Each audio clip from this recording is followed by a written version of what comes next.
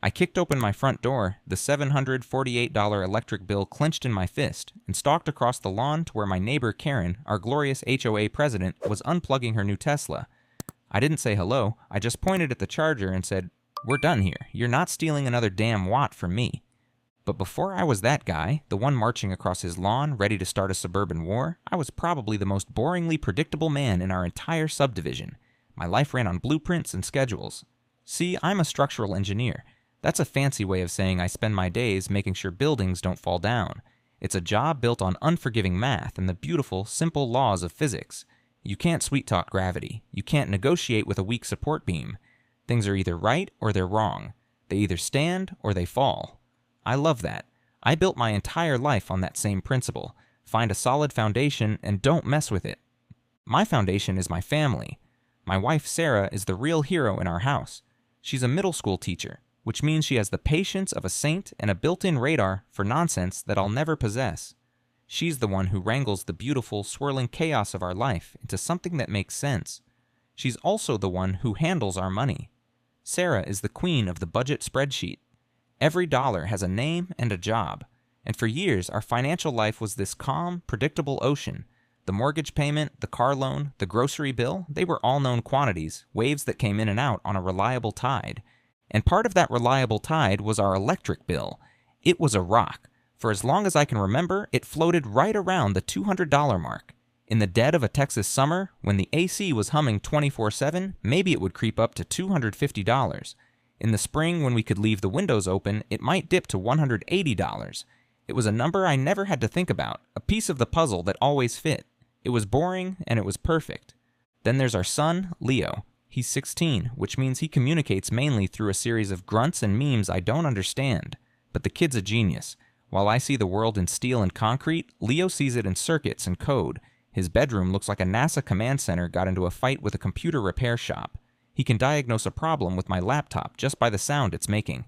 I didn't know it at the time, but that brain of his, the one that operates on a completely different wavelength from mine, was going to be our secret weapon.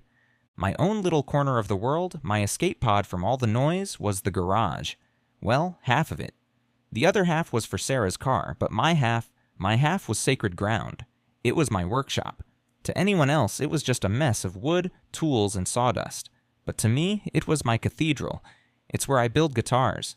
My dad was a luthier. He wasn't famous or anything, but he was an artist. He could take a plain block of wood and find the song hidden inside it. He taught me how to work the wood, how to feel the grain, how to shape a neck so it felt like an extension of your own hand. When he passed, he left me all his tools, the old hand planes with their smooth wooden handles, the chisels he'd sharpened 1,000 times. Working in that shop, with the smell of mahogany and rosewood in the air, I felt like I was still having a conversation with him. It was a slow, quiet, methodical process. It was the one place on earth where I was in complete control, where the rules were simple and the results were beautiful. And it barely used any electricity. The bandsaw, the sander, I'd use them for a few minutes here and there. The real work was done by hand. The real power came from somewhere else. We lived in a nice neighborhood, the kind of place people move to for the good schools and the sense of safety. Perfectly trimmed lawns, identical mailboxes, and a community pool that was always just a little too crowded. And of course, it all came with the package deal, a homeowners association. For years, the HOA was just background noise. We paid our dues, they sent out newsletters reminding people to bring in their trash cans, and life went on. It was just another gear in the big, predictable machine of our lives. A machine that was running perfectly, quietly, and efficiently. A machine that was about to have a wrench thrown straight into its heart. The first sign that the machine was breaking wasn't a loud bang or a puff of smoke. It was quiet. It was a single piece of paper, tucked inside a little envelope with a clear plastic window that showed up in our mailbox on a Tuesday. I remember I'd just gotten home from work. The air was thick and heavy with the promise of a thunderstorm later. Sarah was in the kitchen, chopping vegetables for dinner, the rhythmic thump, thump, thump of her knife on the cutting board a familiar and comforting sound. I dropped my briefcase, loosened my tie, and sifted through the mail. Junk, a magazine for Sarah, a credit card offer, and the electric bill. I almost tossed it on the counter without a second thought, but Sarah saw it. "Oh, grab that, will you?" she said, not looking up from her work. "Let's see what the damage is for last month." I ripped it open. My eyes scanned past all the boilerplate text, the graphs comparing this year's usage to last year's, and went straight to the big number at the bottom. the one inside the little box that said total amount due. And I just stared. The number didn't compute. It was like looking at a word I knew but suddenly couldn't read. $550, I said out loud. It sounded foreign. The chopping stopped. Sarah turned around, wiping her hands on a dish towel. What did you say? $550, I repeated, holding the bill out as if it were evidence of a crime. There's no way. This has to be a mistake. She took it from me, her brow instantly furrowing with that specific worry crease I knew so well. She scanned the paper, her eyes darting back and forth, looking for an explanation, a line item that would make it all make sense. A $300 mistake? She said, her voice tight with disbelief. They don't make mistakes that big. Jack, did you leave something running in the workshop, like for a week? Sarah, the most powerful thing in that shop is a 2-horsepower bandsaw, I said, my own mind racing, trying to troubleshoot the problem. If I left every tool I own running for the entire month, it wouldn't add up to this. It's gotta be the air conditioner. It's ancient. It's probably on its last legs, just sucking down power before it dies. It's the only logical explanation. A new AC unit wasn't in the budget, but a single faulty bill was easier to swallow than the alternative, that our quiet, predictable world had sprung a massive, inexplicable leak. We latched onto that theory because we needed to. It was our life raft. So for the next month, we declared war. We became a family of energy-saving commandos. The thermostat, which was usually set at a comfortable 72, was bumped up to a bracing 78. We sweated. We fanned ourselves with magazines. We wore shorts and t-shirts around the house like we were on a tropical vacation. I became the light police, following Leo around the house, switching off lights in rooms he'd been in for less than 5 seconds. It's like living with a ghost who's afraid of the dark, he complained, but I didn't care. Sarah started line-drying our clothes, which made our towels feel like sandpaper, but she swore it was saving us a fortune. We ran the dishwasher only when it was packed so tight you couldn't fit a fork in sideways. I even took a break from the workshop, just to eliminate it as a variable. My sanctuary sat silent. We were a team, united against the tyranny of the electric company. We were going to beat this thing. We were going to bring that bill back down to earth. Then, the next bill came. This time, it arrived on a Saturday. I remember because I was out mowing the lawn. Sarah brought the mail out to me. She didn't say a word. She just stood there on the driveway, holding a single white envelope, her face as pale as the paper itself. I killed the mower engine, and the sudden silence felt heavy and ominous. I wiped my sweaty hands on my jeans and took the envelope from her. My fingers felt clumsy as I tore it open. I didn't need to search for the number this time. It seemed to leap off the page, glowing with a malevolent energy. $748.23. It wasn't better. It was worse. It was catastrophically, impossibly worse. All our effort, all our sweating, all our sacrifices, they hadn't made a dent. It was like trying to bail out a sinking ship with a teaspoon.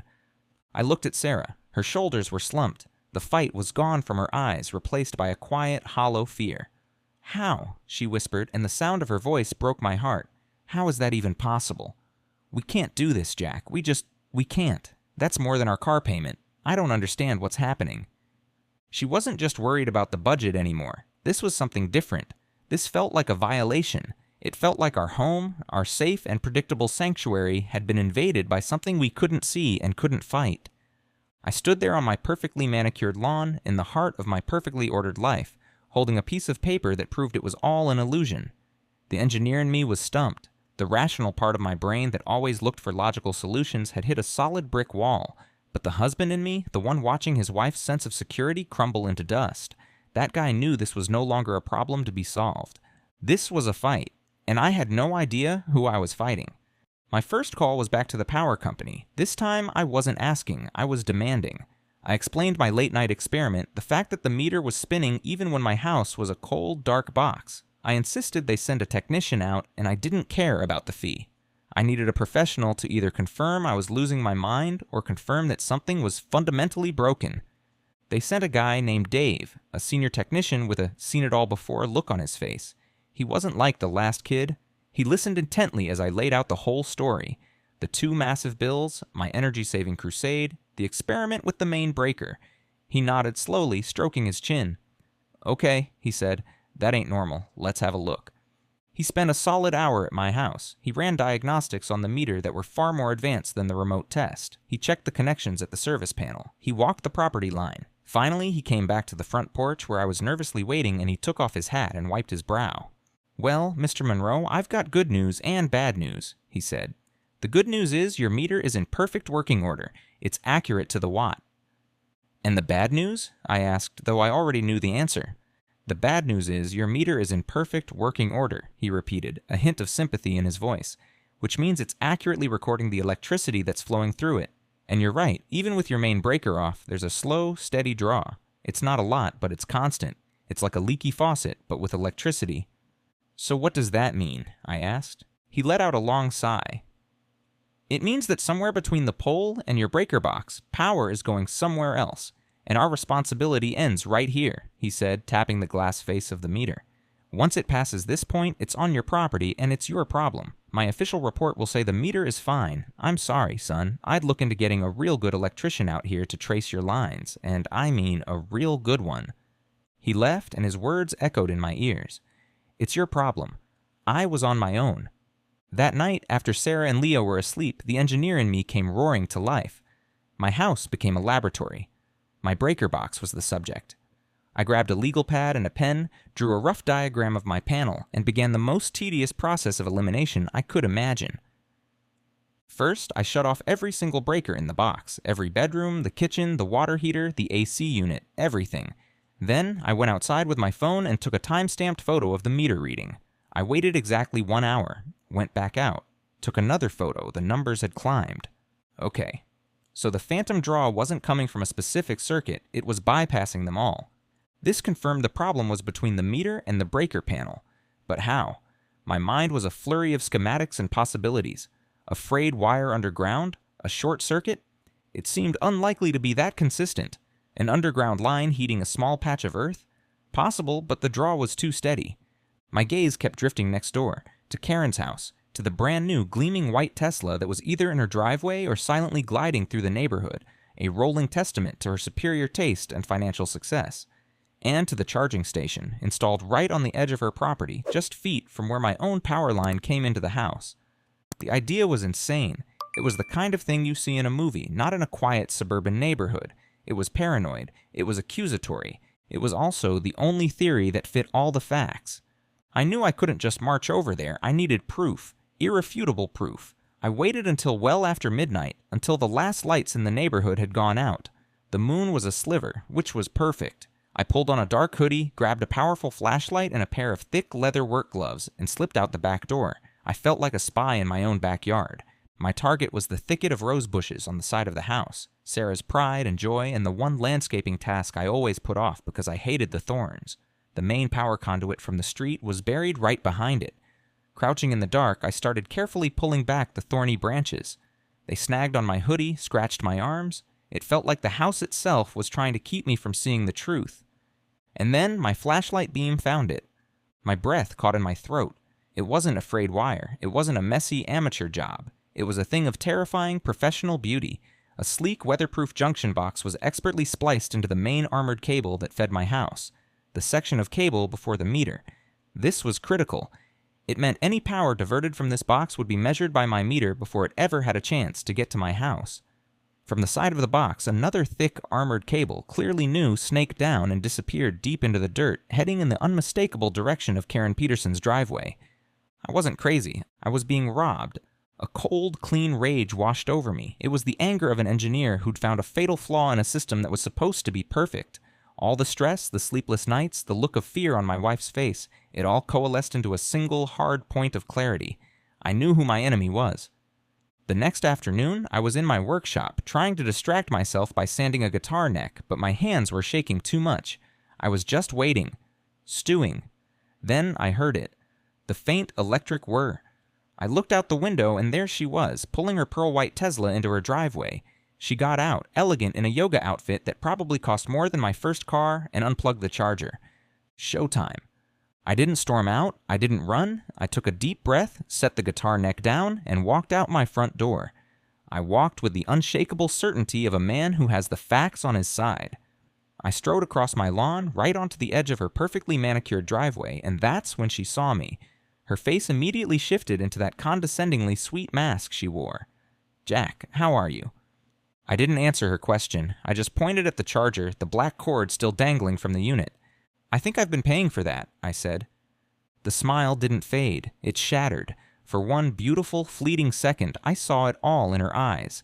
Pure, animal panic. It was the look of a cornered thief. That was all the confession I needed, but it was gone in an instant, replaced by a performance worthy of an Oscar. Her hand flew to her chest, her eyes wide with manufactured shock. "What?" she gasped. "What on earth are you talking about? Are you accusing me of something?" "I'm not accusing you of anything, Karen," I said, my voice dangerously calm. "I'm stating a fact. Someone installed an illegal tap on my power line. It runs straight to your property. My electric bill has been nearly $1,300 over the last 2 months. You do the math." "How dare you?" she shrieked, finding her footing. The victim switch had been flipped. "You march over here. You make these insane accusations. You've been acting erratically for weeks. I am the president of this homeowners association. I will not be harassed by you. Get off my property this instant before I call the police." "I'll save you the trouble," I said, my phone already in my hand. "I'm calling them myself." The arrival of Officer Miller was the moment my faith in the system began to truly crumble. He was a cliché on legs, mid-50s, a tired gut straining against his uniform shirt, and an expression of profound boredom that suggested he'd rather be anywhere else. He got my side of the story first, which I delivered calmly and factually. I explained the bills, the technician's visit, my own investigation, and the physical evidence hidden behind the rosebush. I was an engineer presenting a logical conclusion based on evidence. Then it was Karen's turn, and she was a master. The tears started to well up in her eyes as she described how her unstable and increasingly aggressive neighbor had been spying on her property. She painted a picture of a woman living in fear, a pillar of the community being terrorized by the weirdo next door. Miller's eyes glazed over. He was a man looking for the path of least resistance, and a crying, well-dressed woman in a nice house was a much easier path than a guy talking about pre-meter taps and breaker boxes. "Let me see this, tap," he said with a heavy sigh. I led him over to the mangled rosebush and pointed. "It's right there, the junction box. It's spliced in before the meter." Miller peered at it for a moment, his face a mask of incomprehension. He had no idea what he was looking at. He just saw wires. He looked at Karen's gleaming Tesla charger, then back at me. His mind was made up. "Sir," he said, turning to me, his tone dripping with condescension, "this is a civil matter. For all I know, you had a contractor do that work and forgot about it. It looks like professional work. You need to sort this out with your lawyers, not the police, and I'm going to have to ask you to stop bothering Miss Peterson." And just like that, he was walking back to his car. It was over. Karen stood on her driveway, the tears miraculously gone, replaced by a smirk of pure, unadulterated triumph. She had won. She had outplayed me. The final, crushing blow came 2 days later. It was a crisp white envelope in my mailbox, the official HOA logo printed in the corner. My hands trembled as I opened it. It was a violation notice, personally signed by Karen Peterson, president. The first line item was a fine for $500. The reason? Unauthorized and unapproved alteration of community visible landscaping. She was fining me for cutting back the damn rosebush to find the evidence of her crime. But it was the second paragraph that truly took my breath away. It was an official warning citing the police report she had filed. It cautioned me against any further acts of aggression, harassment, or intimidation directed at a member of the HOA board. It warned that any further complaints would result in more severe fines and potential legal action from the association. I stood in my kitchen, the letter shaking in my hand. She had done it. She had perfectly and completely insulated herself. She was stealing from me, and she was using the very system I funded with my dues to punish me for discovering it. She had made herself the victim and me the villain. The system hadn't just failed. It had been turned into a weapon and aimed directly at my head. That letter was a declaration of war. My first instinct was to tear it into 1,000 pieces, march over to Karen's house, and nail it to her front door. But that was exactly what she wanted. She was goading me, trying to push me into doing something that would prove her right, that would validate her story about me being the unstable neighbor. I wouldn't give her the satisfaction. My mind went back to what the old technician, Dave, had said, "Get a real good electrician." The engineer in me took over. If I was going to fight this, it wouldn't be with rage. It would be with facts. Cold, hard, undeniable facts, documented and certified by a professional. I needed a weapon, and in this world, a licensed expert's report is a sword. I spent the next morning calling around, looking for an independent electrical contractor, not just a handyman. I found a guy named Sal, a grizzled old-timer whose company motto was, "If it has a wire, we know why." He He sounded like he didn't suffer fools, which was exactly what I needed. When Sal showed up, he had a tool belt that looked like it weighed 50 pounds and an expression that said he'd seen it all. I walked him through the whole saga, the bills, the meter tests, my discovery in the rosebush. He listened without interrupting, just nodding occasionally. He spent an hour conducting his own investigation, far more thorough than my flashlight in the dark escapade. He had meters and testers I'd only seen in trade magazines. He took dozens of high-resolution photos from every conceivable angle. He even used some kind of device to trace the exact path of the underground cable, which led, surprise, surprise, directly to the base of Karen's Tesla charger. When he was done, he sat down at my kitchen table, pulled out a laptop, and began typing. "She's a piece of work, your neighbor," he said, without looking up. "This ain't some DIY job. Whoever she hired knew what they were doing. They used top-of-the-line, direct burial cable, weatherproof junction box. It's clean work. Criminally clean, you might say." He spent another 30 minutes compiling everything into a formal, multi-page report. It was beautiful. It had photos with circles and arrows, technical readings of the current draw, a detailed schematic of the illegal tap, and a concluding statement written in blunt, unequivocal language. "The property at this address is subject to a non-standard, unpermitted, and pre-meter electrical tap, resulting in the theft of electrical service." He signed it, stamped it with his official license number, and printed out 3 copies for me. "There you go," he said, handing me the stack of papers. "That ain't just an opinion. That's a legally binding expert assessment. If the cops or the lawyers can't do something with this, then the whole damn system is broken." Armed with Sal's report, I felt a surge of confidence I hadn't felt in weeks. This was it. This was the silver bullet. This was the proof that no one, not even an apathetic cop or a corrupt HOA president, could ignore. I walked into the police station the next day feeling 10 feet tall. I even asked for Officer Miller by name. I wanted him to see it. I wanted to watch his smug, bored expression melt away when he was faced with irrefutable facts. He had me wait for 20 minutes before ambling out to the front desk. "You again," he said, not as a question. "Yes, me again," I said, sliding one of Sal's pristine reports across the counter. "This is a certified report from a licensed master electrician confirming the illegal tap and the electrical theft. It includes photographic evidence." He picked it up, his face betraying no emotion. He flipped through the pages, his eyes barely scanning the text. He looked at the photos, the diagrams, the damning conclusion. I waited for the flicker of understanding, the "oh damn" moment. It never came. He closed the report and pushed it back toward me. "Okay," he said, his voice flat. "So you got a report that says the wiring is weird. Like I said, it's a civil matter." "A civil matter?" I sputtered, my confidence evaporating into sheer disbelief. "It's theft. It's right there, in black and white." "Look, pal," he said, leaning forward and lowering his voice as if sharing a secret. "This report proves there's a tap. It doesn't prove who paid to have it installed. Can you prove that Miss Peterson ordered this work? Do you have a receipt with her name on it? A witness who saw her hand over money? Without that, it's just your word against hers. For all we know, the guy who lived there before her did it. There's nothing here for us to act on." He gave me a dismissive little pat on the counter. "Get a lawyer," he said, and walked away. And just like that, the silver bullet had turned to dust in my hands. Sal was right. The whole damn system was broken. Get a lawyer wasn't advice anymore. It was my only option.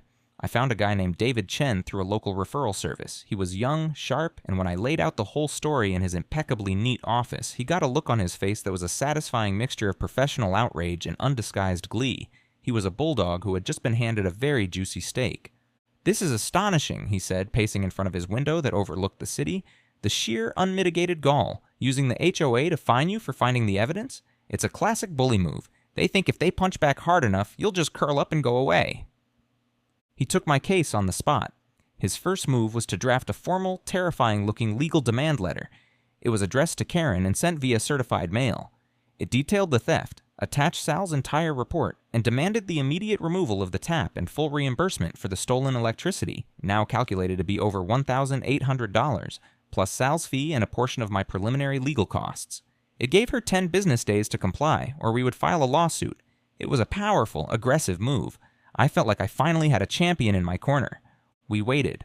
For 9 long days, there was nothing but silence. Then, on the 10th day, an email landed in David's inbox from a downtown law firm, the kind with 20 partners listed on their letterhead. It was the response from Karen's lawyer. It was a declaration of nuclear war. She was calling our bluff, betting that I didn't have the money or the stomach to fight a long, drawn-out legal battle against a high-powered law firm.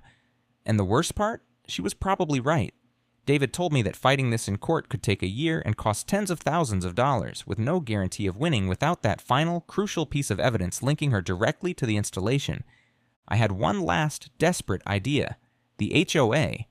It was a long shot, but they were my neighbors. If I could just present the evidence to them directly in a public forum, maybe, just maybe, common sense and decency would prevail. The monthly meeting was held in the drab community clubhouse, a room that smelled faintly of chlorine and stale coffee. I signed up for a slot during the open forum section. I sat through 45 minutes of agonizingly boring debate about the new pool furniture and the need for more pet waste stations. Finally, my name was called. My heart was pounding as I walked up to the flimsy lectern. I had my documents in a neat folder. I looked out at the 20 or so faces in the audience. They were just regular people, my neighbors. They had to see reason.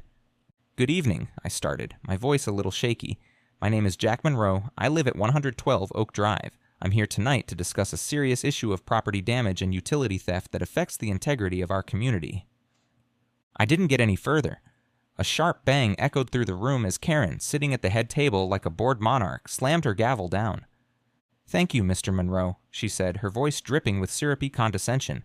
"However, this forum is for matters of general community business. Personal disputes between neighbors are not on the agenda." "This isn't a personal dispute," I shot back, my voice rising. "This is about a crime being committed in our neighborhood. I have documented proof."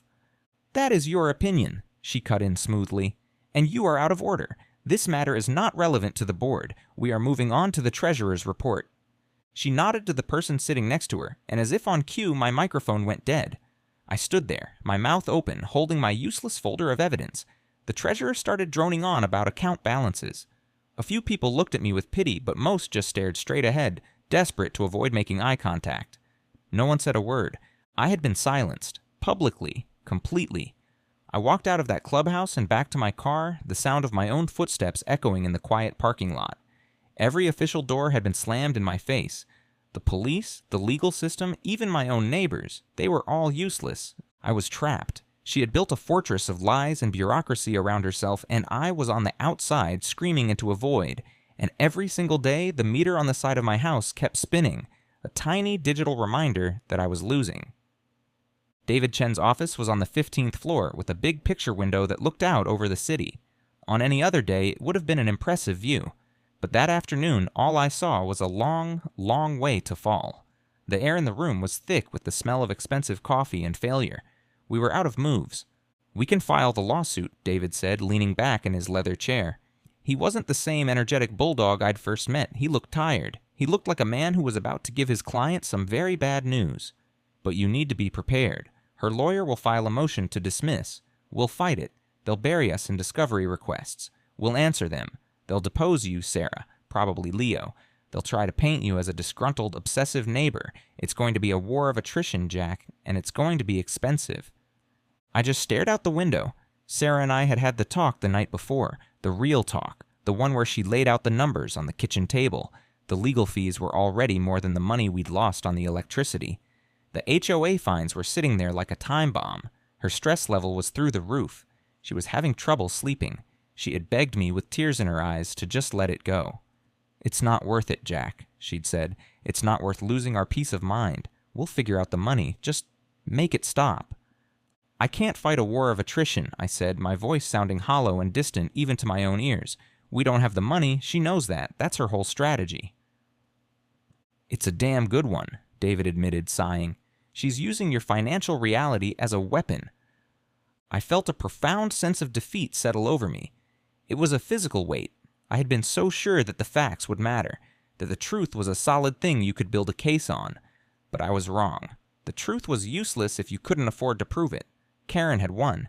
She had beaten me, beaten the system, and now she was going to get away with it. I was going to have to go home and tell my wife she was right, that I was giving up. "So that's it then," I said, turning away from the window. "There's nothing else we can do." David opened his mouth to say something, probably a comforting legal platitude, but at that exact moment my phone buzzed in my pocket. I pulled it out, expecting a text from Sarah. But it was a call, an unknown number from a local area code. I almost hit decline. I wasn't in the mood to talk to a telemarketer, but for some reason my thumb swiped to answer instead. "Hello?" I said, my voice flat and tired. There was a hesitant pause on the other end, then a thin, reedy voice, fragile as old lace. "Jack? Is this Jack Monroe?" "Yes, this is he." "Oh, good," the voice said, sounding relieved.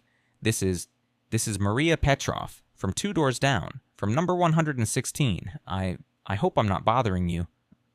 Maria, the sweet 82-year-old widow who was always out tending her prize-winning roses, the one who always gave Leo a $5 bill on his birthday. My brain struggled to connect her to the mess I was in. "Not at all, Maria," I said, my curiosity piqued. "Is everything okay?" "Oh, yes, I'm fine, dear. Thank you for asking," she said quickly. "It's just... well, I heard what happened at the HOA meeting. My friend Eleanor was there. She told me what that woman did, how she wouldn't let you speak." She took a shaky breath. "Jack, I'm an old woman. I don't like to cause trouble. I keep to myself. But what she is doing to you and your lovely wife, it's just not right. It's a sin." I sat up a little straighter. David looked at me, a question in his eyes. "Maria, it's okay," I said gently. "You don't have to get involved." "But I am involved," she said, and for the first time there was a spark of steel in her voice. "I see things, Jack. I'm always home. I sit by my window. I work in my garden. I see everything on this street." She paused again, as if gathering her courage. "I saw the van." My heart skipped a beat. I motioned frantically to David, pointing at the phone and mouthing the word witness.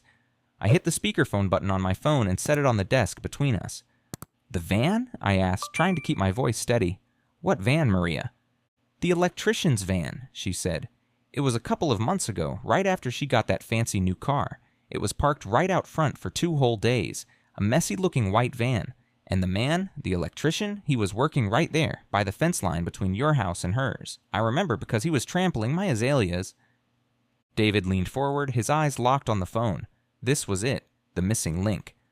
"Maria, this is incredibly important," I said, my voice tight with adrenaline. "Do you remember anything else? Anything about the van? A name on the side, maybe?" "Oh, of course, dear," she said. "That's why I remember it so well. It was such a silly name for a business. So boastful. I remember thinking it was in poor taste." "What was it, Maria?" David urged, his voice a low whisper. "It was something about a father," she said, thinking. "Yes, Voltfather. That was it. Voltfather Electric. Isn't that the most foolish thing you've ever heard?" David and I stared at each other. His eyes were wide with a look of dawning comprehension that mirrored my own. It was a name, a lead, a thread we could pull. But Maria wasn't done. "And that's not all, Jack," she said, her voice dropping to a conspiratorial whisper.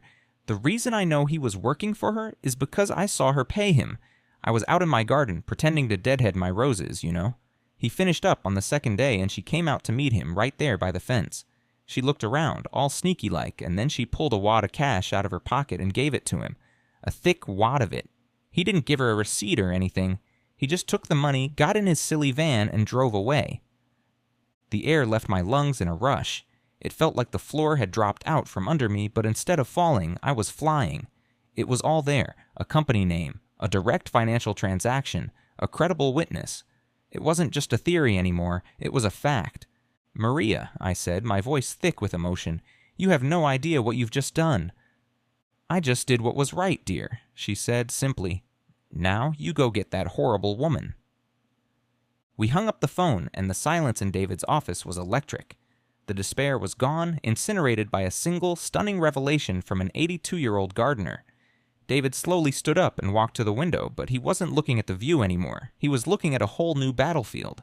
A slow grin spread across his face. The bulldog was back. "Voltfather Electric," he said, tasting the name. "Jack, my friend, I do believe we're about to go hunting." That one phone call from Maria had changed the entire molecular structure of the room.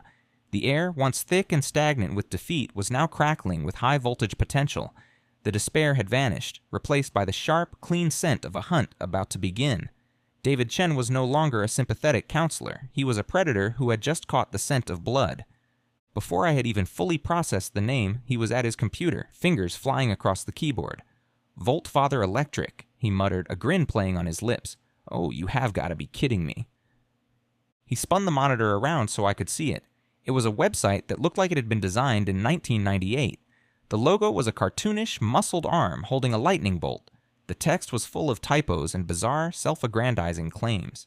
There were a few blurry photos of completed jobs, a new ceiling fan here, an outdoor socket there. The whole thing screamed fly-by-night.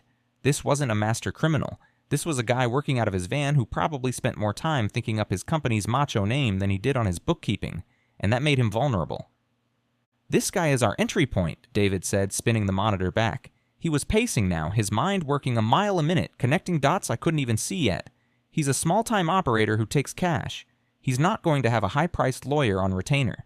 When he gets a letter from a law firm threatening to drag him into a criminal investigation as an accessory to larceny, he's going to sing like a canary to save his own skin. "So you'll send him a letter?" I asked.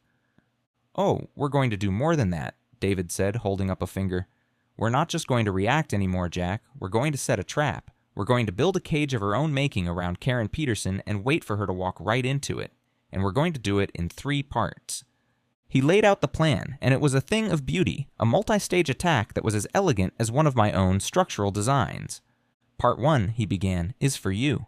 You are going to go to a store, and you're going to buy a high-definition, motion-activated, night vision security camera. You're going to install it on your property with a perfect, unobstructed view of the junction box in your rosebush. You are legally entitled to film your own property. We're not trying to catch her stealing power anymore. We already know she's doing that.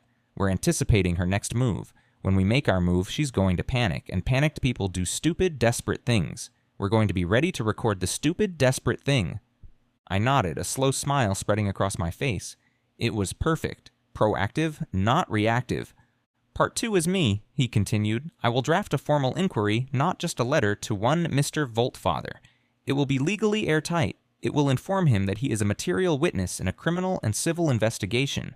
It will demand all work orders, invoices, and correspondence related to the property at Karen Peterson's address. The unspoken part, which he will understand loud and clear, is this: cooperate and you're just a witness. Stonewall us and you're an accomplice." He paused, letting the weight of it sink in. He was building a legal pincer movement. "And now, part 3, he said, looking at me intently. "This is the wild card. This guy, this Voltfather, he has a digital footprint. Everybody does these days. He has a cheesy business. He's probably proud of his work, especially a high-end job like a Tesla charger install. We need to find that footprint." My mind immediately went to Leo. I called him the second I left David's office. I pulled over into a parking lot because my hands were shaking with a mixture of nerves and excitement. I laid out the whole story for him. Not just the bills, but the tap, Karen's denials, the police, and now the new lead. For once, he was silent on the other end of the line. No grunts, no jokes. He was just listening. "So you need me to do some online recon?" he asked when I was finished, and I could hear the change in his voice. The bored teenager was gone, replaced by a focused specialist. "Exactly, Leo," I said. "The company is Voltfather Electric. We need to know everything. Social media, review sites, anything you can find.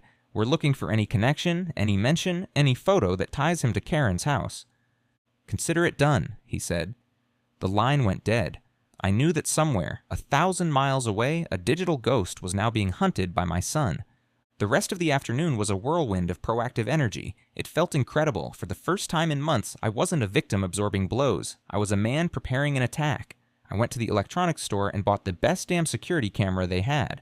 I spent an hour installing it myself, tucking it discreetly under the eaves of my roof, the lens aimed like a sniper's scope right at the scene of the crime.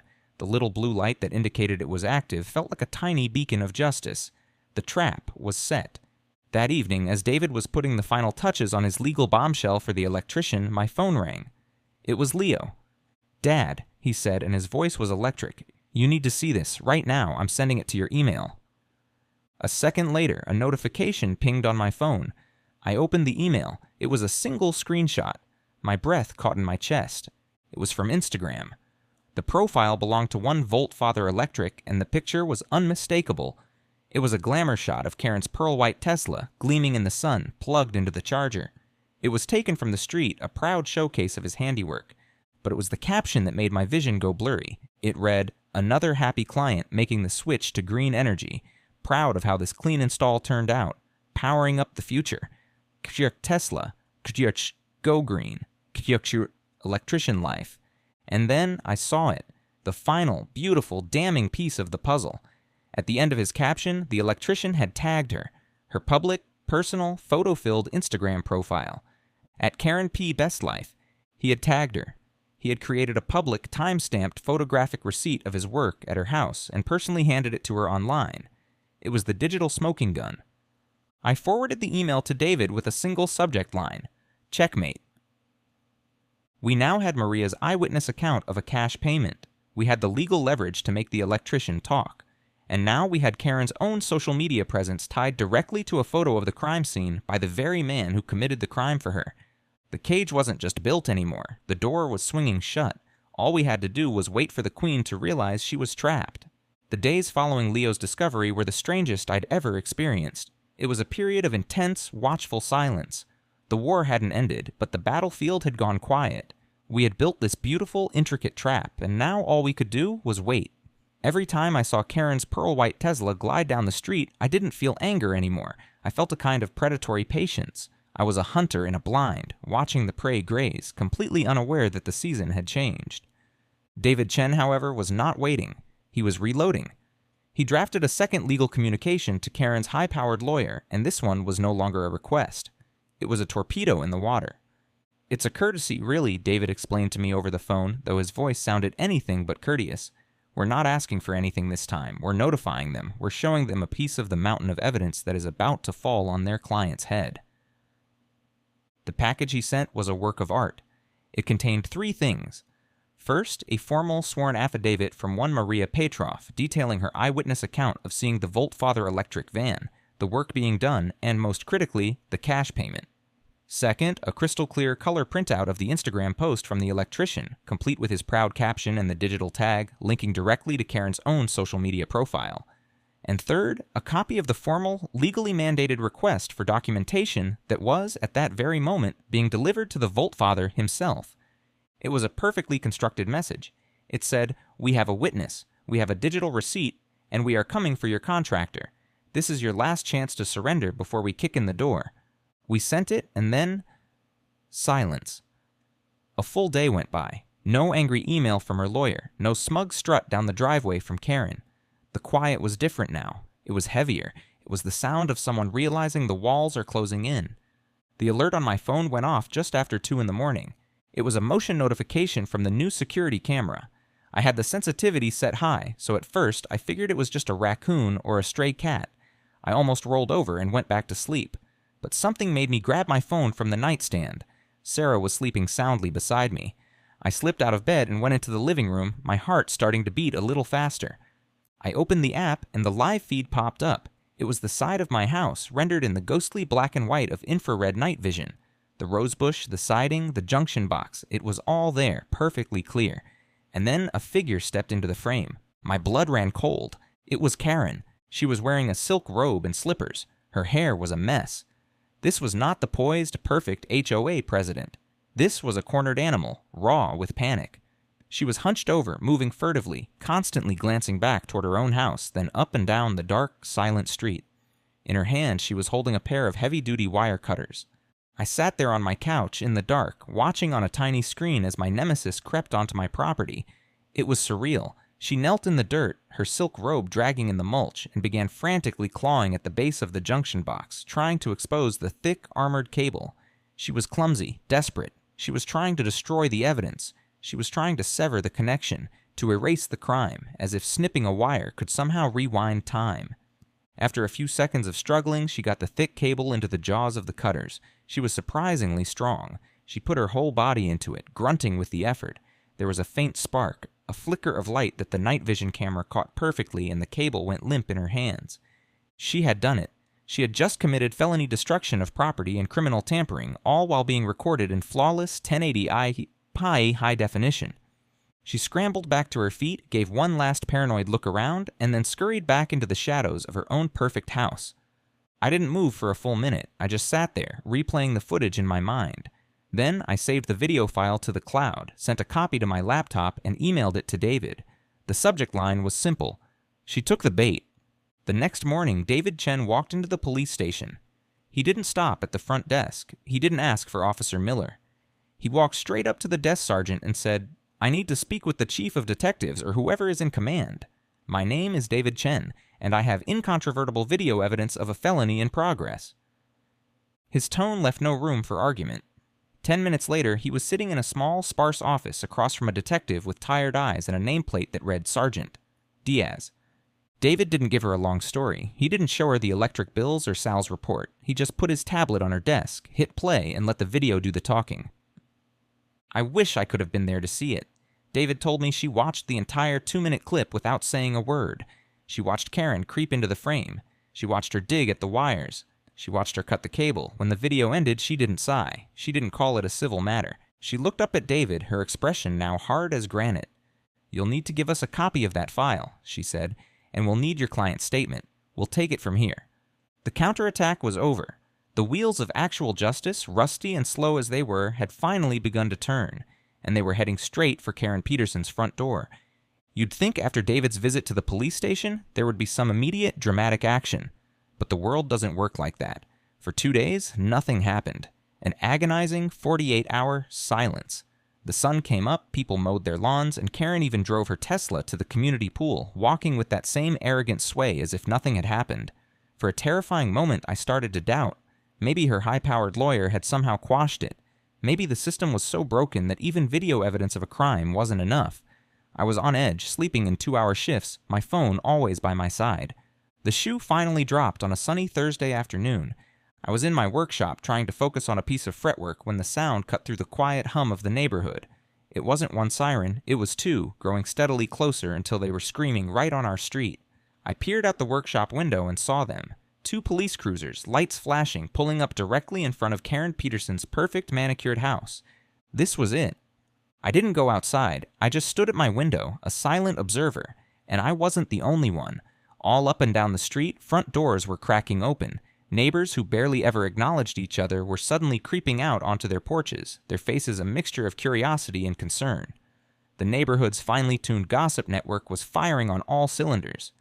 2 officers got out of the first car. One of them was Sergeant Diaz, the detective David had met with. They walked up to Karen's front door with a calm, unhurried purpose. A few moments later, the door opened, and there she was. Even from across the street, I could see the look of utter disbelief on her face, the dawning horror that this was actually happening. The conversation was short. There was no shouting, no drama, just a few quiet words from Sergeant Diaz, and then Karen's perfect, composed world visibly crumbled. Her shoulders slumped, her head drooped. One of the officers gently turned her around and, in full view of at least a dozen of our neighbors, placed her hands behind her back. The quiet click of the handcuffs was imaginary from that distance, but in my head, it was as loud as a cannon shot. They led her down her own walkway. She wasn't the HOA queen anymore. She was just a woman in expensive athleisure wear, her face pale and slack with shock, being placed in the back of a police car. My neighbor Bob from across the street caught my eye from his porch. He just slowly shook his head, his mouth hanging open. The myth of Karen Peterson had just died a very public death. The arrest was the talk of the town, but David Chen wasn't done. He wanted to dismantle her power structure completely. He used a little-known clause in the HOA bylaws to call for an emergency meeting of all homeowners. The topic, to discuss recent events impacting the integrity and leadership of the board. The turnout was, to put it mildly, significantly higher than the last meeting. The clubhouse was packed. The air was buzzing with rumor and speculation. This time, when I walked in with David, people didn't look away. They looked at me with a new kind of respect, with curiosity, with questions in their eyes. David took the stage and a hush fell over the room. He didn't look like a lawyer. He looked like a prosecutor about to deliver his closing argument. "Good evening," he began, his voice calm and commanding. "As many of you know, your HOA President, Karen Peterson, was arrested yesterday on charges of theft and destruction of property. I am here tonight as legal counsel for your neighbor, Jack Monroe, to explain why." For the next 20 minutes, David laid out the entire story. He walked them through it step by step, his voice never rising, just presenting cold, hard facts. He talked about my electric bills, projecting copies of them onto the screen behind him. He put up Sal the electrician's official report, highlighting the key findings. He showed them the threatening letter from Karen's lawyer. Then he put up the screenshot from the Voltfather's Instagram account. A wave of murmurs went through the crowd as people recognized Karen's car and her tagged profile. This was social media gossip come to life, and they were riveted. "Miss Peterson's defense," David continued, "has been that Mr. Monroe is an obsessive, unstable neighbor, and that she is the victim of his harassment. She has used her position as president to fine him and to silence him, as she did at the last public meeting." He paused, letting his words hang in the air. "I'd like to show you a short video," he said simply. "This was captured by a security camera on Mr. Monroe's property. The timestamp is 2 nights ago." He clicked a button on his laptop. The projector screen went black, then flickered to life with the ghostly infrared image of the side of my house. The room was dead silent. You could see the date and time in the corner of the screen, and then you could see Karen creep into the frame, robe, slippers, and wire cutters in hand. A collective gasp went through the room. It was one thing to hear about it. It was another thing entirely to watch it. They watched her claw at the dirt. They watched her struggle with the cable. They saw the spark as she cut the wire. When the video ended and the screen went black, the silence was broken by a single angry voice from the back of the room. "That son of a bitch!" And then the floodgates opened. The room erupted in a chaos of angry, betrayed voices. People were standing up, shouting, pointing. They weren't just angry that she was a thief. They were angry because she had lied to them, manipulated them, and made them complicit in her harassment of an innocent neighbor. It took 10 minutes for any semblance of order to be restored. Bob from across the street was the first to make a formal motion. I moved for an immediate vote of no confidence and the immediate removal of Karen Peterson as president and as a member of this board. The ayes were a deafening roar. There were no nays. Another motion quickly followed, a full independent audit of the HOA's finances for the entire duration of Karen's presidency.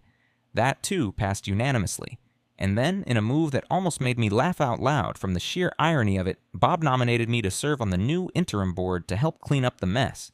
It passed with a round of applause. The legal battle, in the end, wasn't much of a battle at all. Faced with the video evidence, Karen's high-powered lawyer dropped her as a client. She had to hire a criminal defense attorney who advised her to take a plea deal. The court ordered her to pay me back for every stolen watt of electricity, a grand total of $3,248.57. She had to pay for Sal's expert report and the cost of having the main power line professionally repaired. And in the most satisfying judgment of all, she was ordered to pay every single dollar of my legal fees to David Chen. She got 2 years of probation, a hefty fine, and 200 hours of community service. Her permanent criminal record meant she could never serve on any board or in any position of financial trust again. The humiliation was total and complete. About a month after the sentencing, a for sale sign went up on her lawn. A week after that, a moving truck arrived. I watched from my window as they loaded up her perfect furniture, and in the final, symbolic act of defeat, a flatbed tow truck came and hauled away the pearl-white Tesla. She couldn't even afford the payments anymore. Her reign was over. It's funny how quiet a neighborhood can get. After Karen and her family moved out, it was like a low-grade fever had broken. People started talking to each other more, waving from across the street, stopping to chat while getting the mail. The new family that moved into her house are nice, quiet people with 2 young kids and a minivan, not a Tesla in sight. Our new HOA president is a retired woman named Carol, who seems to think the most important part of her job is organizing the annual block party. Nobody is afraid of their mailbox anymore. The whole street just exhaled. A few months had passed. The heat of the summer had given way to the cool, crisp air of fall. I was walking in from the garage one afternoon when Sarah handed me the mail with a smile. On top of the pile was the familiar white envelope from the electric company. There was no dread anymore, no knot in my stomach. I opened it calmly. I looked at the number in the little box. $198.54. I smiled. It was the most beautiful number I had ever seen. It wasn't just a number, it was a symbol. It was the sound of a well-oiled machine running smoothly. It was the symbol of order restored. It was the price of peace. Later that evening, I was down in my workshop, my sanctuary. The air smelled of lacquer and cedar. On the workbench in front of me lay my latest project, a beautiful acoustic guitar with a dark mahogany back and sides. I was in the final stages, carefully applying the last coat of finish. It was the slow, meditative work I loved most, watching the wood grain come alive under the brush. As I worked, the whole crazy story replayed in my mind, but it felt distant now, like a movie I'd once seen. I thought about Karen, not with anger anymore, but with a kind of detached pity. She had built her entire world on a fragile facade of success, a house of cards that was always one strong wind away from collapse. She wasn't a criminal mastermind. She was just a desperate woman who was so terrified of looking like a failure that she'd rather become a thief. In the end, the thing she was trying to power wasn't her car, it was her own ego. This whole battle, it was never really about the money, not at its core. It was about my world of logic and order being invaded by her world of chaos and lies. It was a fight between a person who believed in facts and a person who believed she could create her own reality through sheer force of will.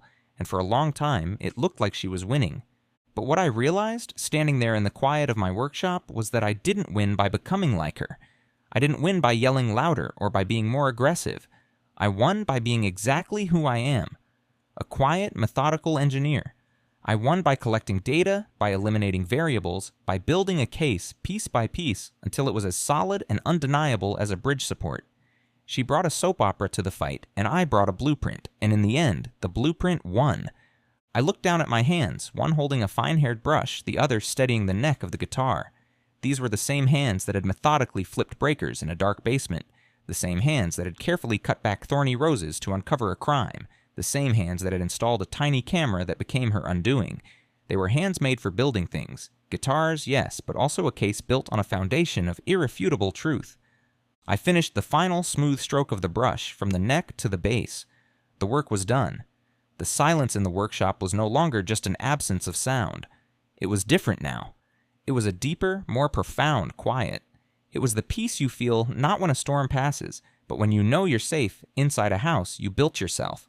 A house with a foundation so strong that no storm can ever shake it. And that feeling was worth a hell of a lot more than $748.